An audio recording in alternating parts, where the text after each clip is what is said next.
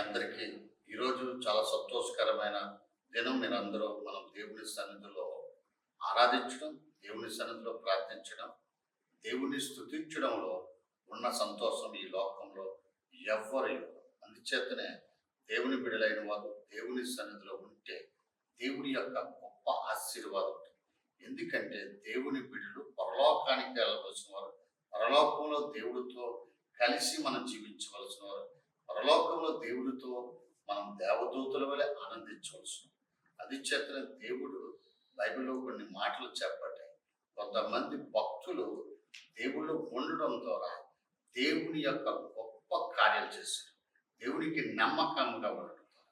అంచేతనే బైబిల్ ఎబ్రిల్ రాసిన పత్రిక 3వ అధ్యాయంలో మొదటి వచనం మనం చూస్తే, ఇందువలన పరలోక సంబంధమైన పిలుపులో పాలు పొందిన పరిశుద్ధ సహోదరులారా, మనము ఒప్పుకొనిన దానిని అపోస్తలుడును ప్రధాన యాజకుడైన యేసు మీద లక్ష్యం ఉంచుడు.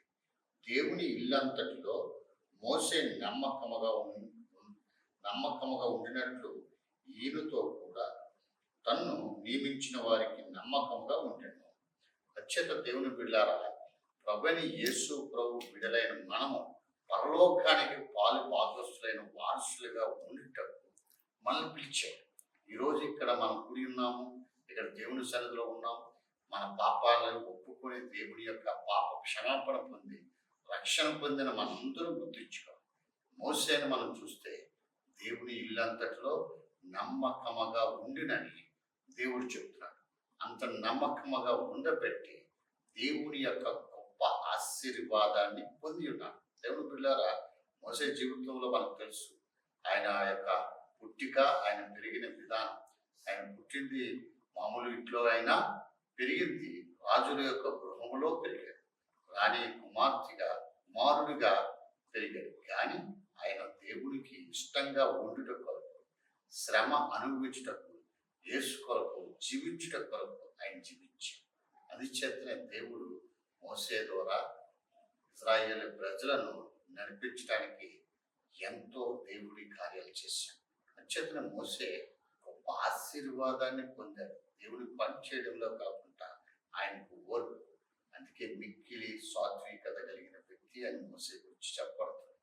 ఎందుకంటే ఓర్పుతో 7 లక్షల పైచిలుక ప్రజలను నడిపించారు 40 సంవత్సరాలు. దేవుని యొక్క కృప. అత్యంతన ఆయన దేవుని యొక్క గొప్ప దర్శనం పొందాడు.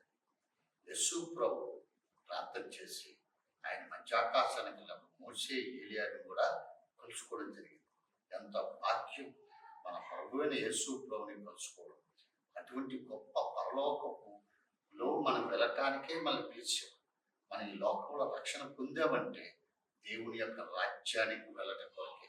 అందుచేత దేవుని బిడ్డలారా, మన జీవితంలో దేవుని సన్నిధి కలిగి, దేవుని యొక్క వాక్యము కలిగి, దేవుని సన్నిధిలో పరిపూర్ణత కలిగి, ఈ లోక భోగములను గురించి మనం ఆలోచించుకోండి.